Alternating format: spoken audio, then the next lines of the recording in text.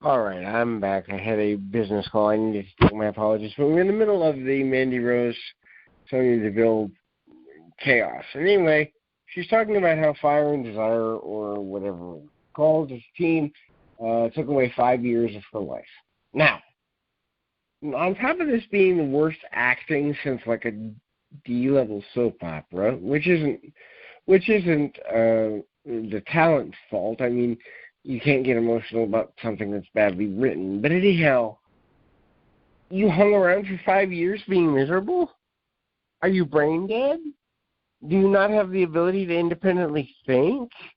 You held on to your career and let 5 years of it go in a fleeting business that you only get so many opportunities? Like, do we really want to portray a talent as that stupid and vapid? I don't get where writers or anyone with even half a clue of how human nature works. If we had done this storyline 6 weeks in or 6 months in and said, okay, I've been hiding in your shadow for several months, I can't take it. Even a year, okay, hang in there for a year with a person. But 5 years? No, dumb, stupid, out of touch writing.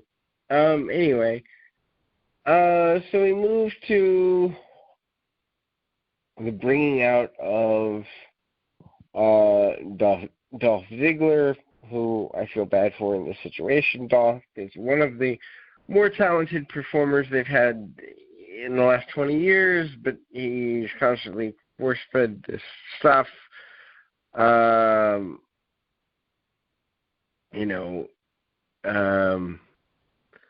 And then she admits that she was the one that brought Dolph together with Mandy, and she tried to better her to having somebody decent because he was going to help Fire and Desire to make it. And then DeVille feels she wasted her time with this. Rose noted she was happy that she'd slapped DeVille at WrestleMania 36. They tease fighting. Ziggler comes out. Ziggler tries to play the I can't believe you don't want me mentality, which, truthfully, it's kind of played out. They had, a couple of month relationship, if that. So this girl who keeps giving the guy she wants ostensibly from the way she looks is supposed to be heartbroken over a guy she knew for a couple of months. Again, brain-dead storytelling. Anyway, so then we see Otis come running down, but not before there is a physical altercation between the ladies. And somehow the sound guy knows to play Otis's music right before things happen. Otis attacks Ziggler, and we all go home happy as a clam in water. Anyhow, so then we move to Howard Finkel being memorialized. I believe this could have happened sooner in the show. We're shown a very nice highlight package montage, a couple of minutes long, of Finkel. Beautiful video, but again, could have been done earlier in the show. And then Miz promised to defeat Jey Uso and Big E later tonight for the Tag Team Championships. We'll get there in a second, but I got a lot to say about that, too. Anyhow, qualifier for the Money in the Bank qualifier match. Daniel Bryan with Drew Gulak versus Cesaro. Best match on the program, and if you do nothing else with SmackDown this week, watch this. Bryan and Cesaro back and forth early. Good mat work by both men. Suddenly a mysterious figure appeared in the room with the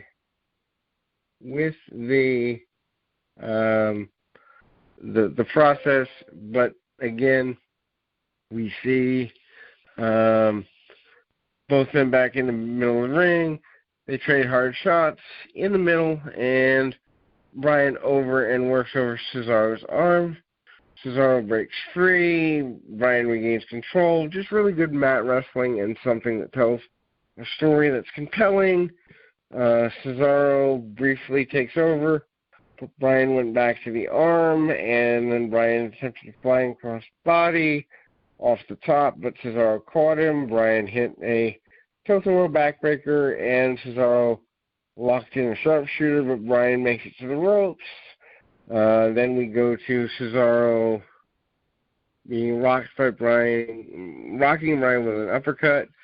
Cesaro recovers enough, but then we see a label lock. Cesaro breaks free of that. Bryan tries a running knee, and Cesaro caught him. Bryan holds off and applies the label lock again for the win. Nakamura tries to interfere, but Gulak cuts him off. Again, Bryan has a few years left at best. I believe he said in the interview he wants to be done in a year or two. Matches like this make me wish he'd stay around for another 10. But, I mean, this is a really solid match, especially for TV. And if you like match-style wrestling a la Dean Malenko, Eddie Guerrero from ECW 95, 96-ish, something like that you'd see here, just in shorter form. So, Daniel Bryan is qualified for Money in the Bank. Big E notes that he's a single man trying to win tag team titles. And that's my whole point with what I'm about to say.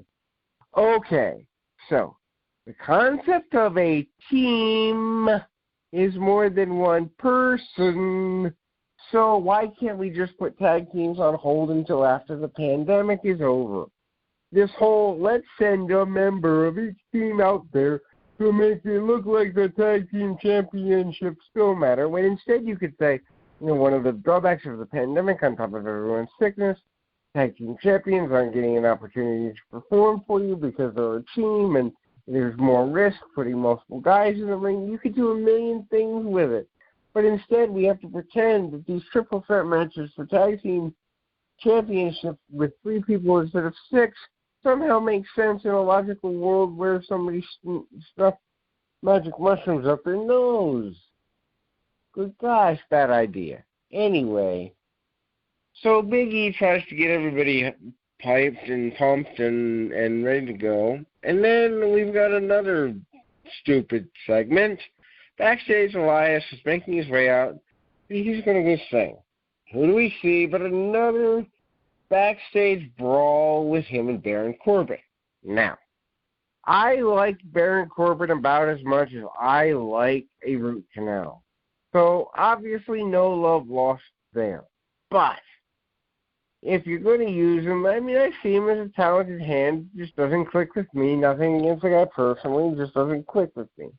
But, do we really need to see backstage brawl number 882 of the year 2020 between these two men, or anybody involving Baron Corbin and blank, fill in the blank later during your next television taping? The brawls are stupid. They're played out. They're not done nearly as well as in places where you have more freedom. They're short. They're to the point, but they're also boring, and they don't serve a purpose. When kids come up to, I was out with a friend the other day, and he came up to the car. He happened to know both of us. Hey, you're a wrestling fan. Did you see that empty arena stuff? How come they fight all over the place and nobody stops them? He was like 7 and he's asking this question. And it's like, if kids at 6 or 7 can figure out that there are no rules here, you're going to disengage a whole audience by continuing to do this on a consistent basis. Just dumb. Anyway, we then go to the triple threat match for the tag team championships. And that match is Big E, Jey Uso, and The Miz. Big E, early advantage, and cleared the announcer's table. Uso rocked Big E with a super kick. Everyone does super kicks these days. Shout out to the Bucks. Uso and Miz worked together and gave Big E a double suplex. That makes sense, especially when it's through the announce table. Back from break, Uso uses a Samoan drop to gain an advantage, and then Miz recovers and attempts to skull-crushing finale. Big E doesn't work out. Uso rocks Miz and Big E with super kicks, so the super kicks return, or that's called super kicks revenge. Miz fought back and hit the skull crushing finale for another near fall, so he still did unfinished twice in one match. New Day is now 8-time champions after Miz locked on the figure 4 on Jey Uso. Big E picks up the Miz to break up the hold and then hit the big ending for the win of the Tag Team Champions. So the New Day is now 8-time Tag Team Champions, and they weren't even there to celebrate as a team. Stupid. So Kofi Kingston, Xavier Woods reactions at home.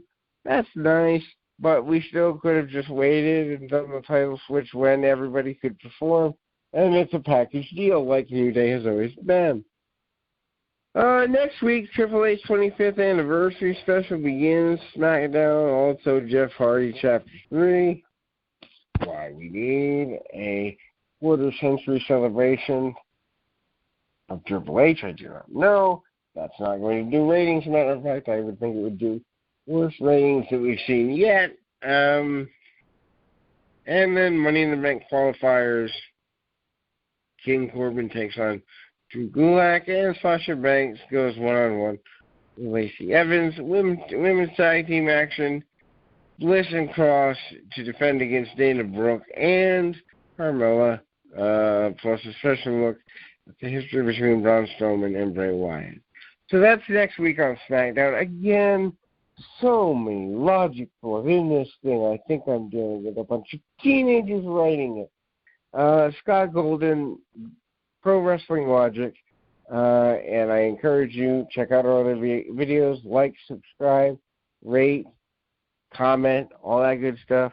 If you have something you'd like to see, please feel free to drop it in the comments below. We'll get to it when we can.